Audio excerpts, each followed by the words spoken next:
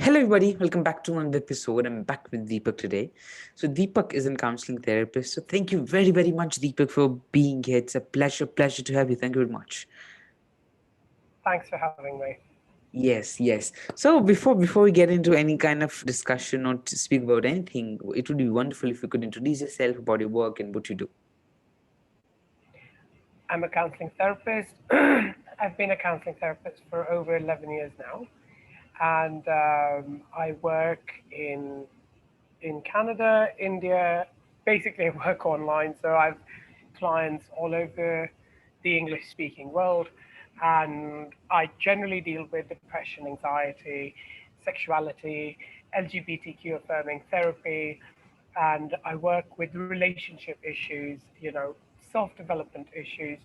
I largely work with subclinical issues and mental health in general. So Okay. here I am talking to you. Great. Beautiful.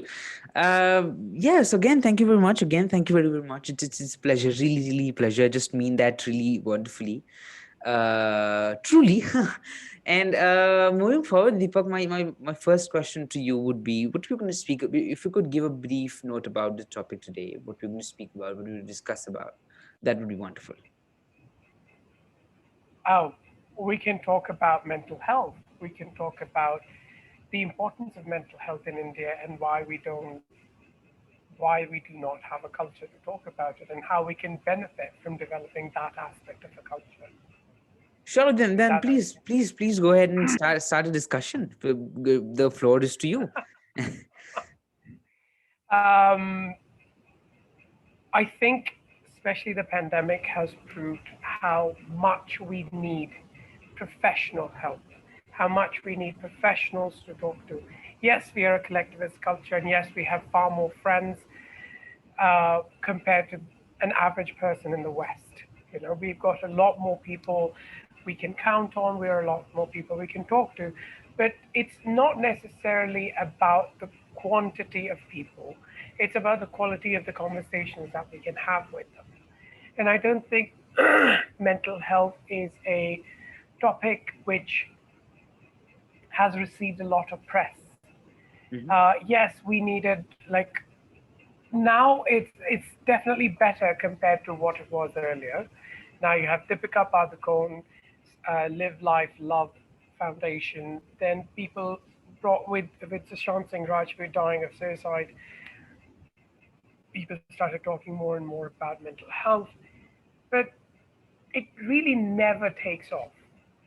It sort of takes off. It's one of those paper planes that it takes off and it goes until there is wind to it, and then it doesn't have an engine of its own. It doesn't have an engine that is driven by government policies. It doesn't have an engine that's driven by awareness or cultural expectations.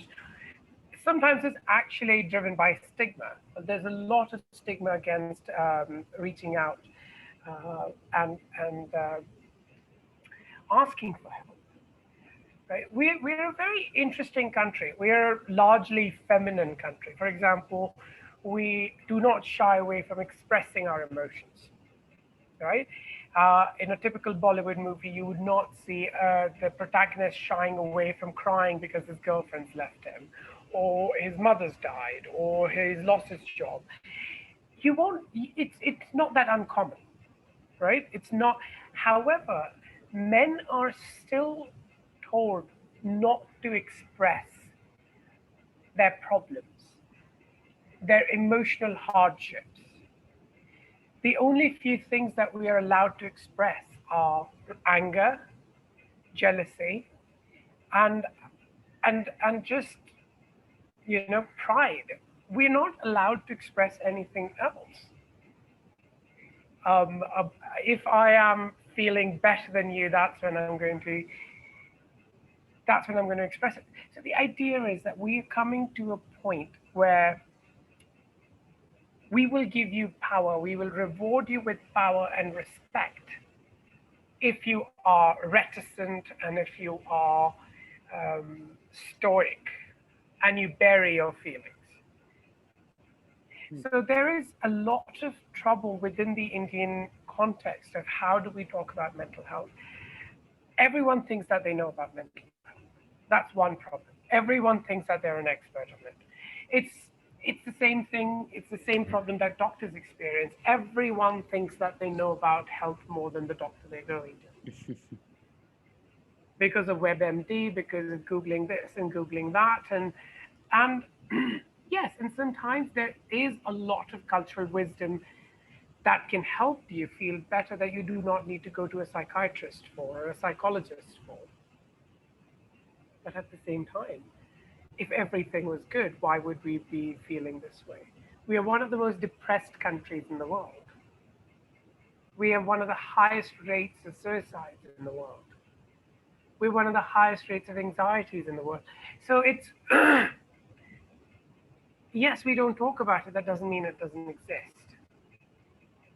It shows in our suicide rate. It shows in our, like, one of the first four reasons why people die of suicide is illness, problems in marriage, relationship troubles, and there's another one.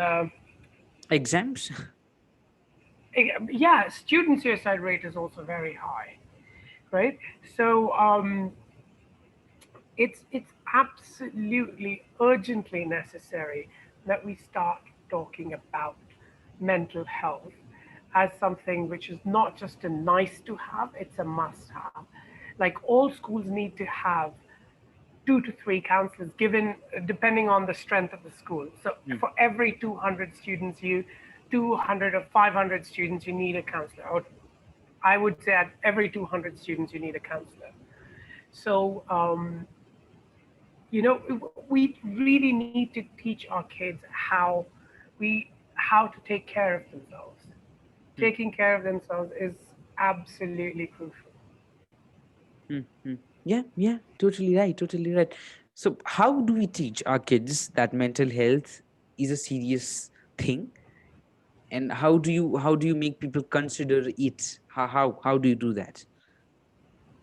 You change the curriculum. You introduce subjects that need to be studied and taught by people who are trained. It's like you ask your biology teacher to do sex education. I mean, it's not a bad choice. It would be a worse choice to ask a history teacher to do it. But at the same time, sex education should be done by sex educators. In the same way, psychology should be taught by psychology graduates.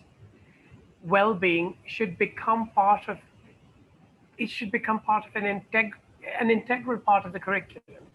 That, how do I take care of myself? What are the 3 things that we sort of fail on or sort of get troubled by very easily? Relationships, our jobs, and finances. And nobody teaches us these 3 things. Nobody teaches us how to take care of these 3 things when we are in school. We're never taught how to do our taxes. We're never taught how to take care of our money. We're never taught how to have good relationships. You know, a lot of people are killing and dying themselves because their relationships failed. Because and I'm not saying this to make, and I don't want to sound like, oh, the relationship troubles are not real. Of course, they're very real. But are they something to kill yourself over? You know, and how do I get job satisfaction? How do I deal with my job? How do I find a career that's satisfying? These are some of the ways that you can teach students how to take care of themselves. So taking care of their bodies, taking care of their relationships, and taking care of their finances is a very, very important part of mental health. Yeah, totally right, totally right. Mhm. And when you, if you have, as you said, you have 11 years of experience in this area or the field, or study or subject or whatever you'd like to put it out as. So how does a person change? How differences do you see in a person's life or a person's mindset when he seeks help? So what's that person's condition without help and after help? Well, the thing is, you have to decide that you want to change. No one can force you to change. Until and unless this decision is self motivated, it doesn't last over a period of time. Because A, it depends on what age of you thought of changing. and we shouldn't even put it as changing yourself, changing how you think and changing how you behave, because you are a constant human being. You're not the same Lakshit you were 5 years ago, but we still know that that Lakshit was you, Yeah. and you are you today. Yeah. So there is a continuation of your identity, Mm, but your behaviors and your thoughts have changed. You've learned more about the world. You've and on and on and on. So let's not call it change yourself, because that's when people are like, oh, I don't want to change. The moment you say change yourself, then their identity comes in the middle. Then this whole idea that human beings can change, I don't know. I don't know what that change looks like. Yes, they change every day.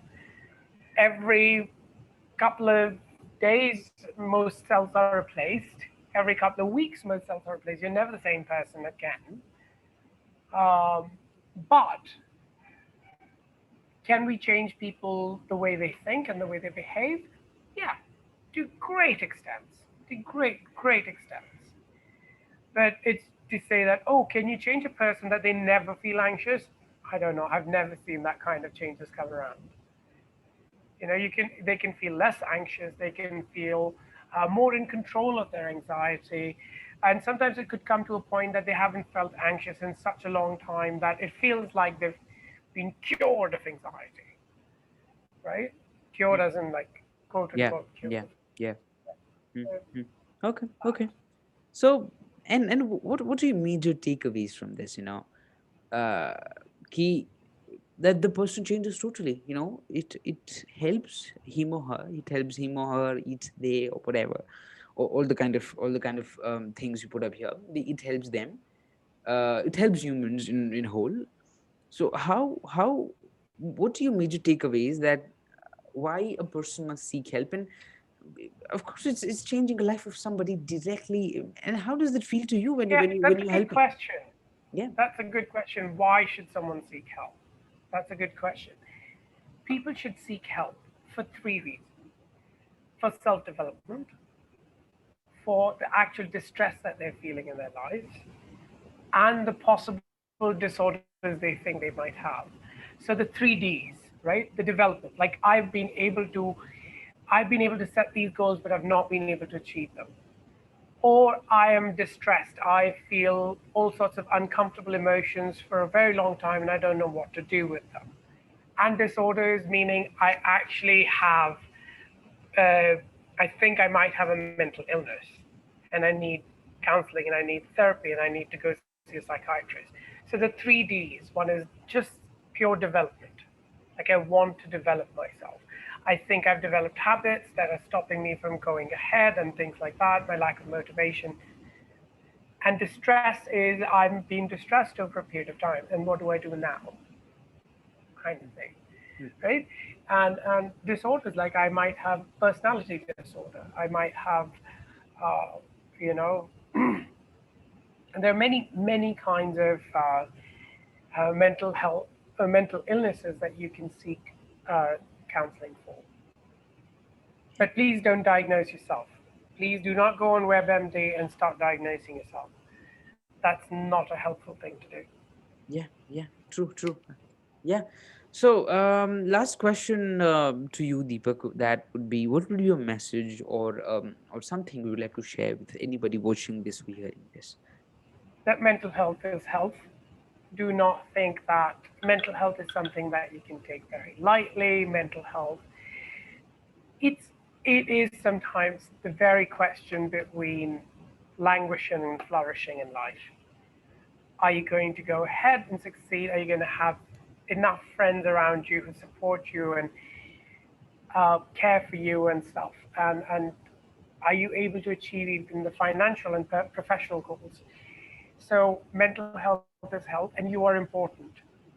So self-acceptance is very, very important. Accepting others is very important, but acceptance does not mean I will not want to improve. Hmm, Acceptance just means I'm not asking the question, why me? I'm hmm. just saying it is me, and then you move on. You accept yourself, you accept your problem, and you love yourself. Yeah, totally right. So thank you very, very much, Deepak. Again, it was a pleasure to have you. It was very wonderful to hear you and all what you think and what you had to tell. That was beautiful to hear you. Thank you very, very, very, very Thank you much for so being much here. for having me. Thank My you so my much. my, my pleasure, Deepak. Thank you again. Thank you. Bye bye.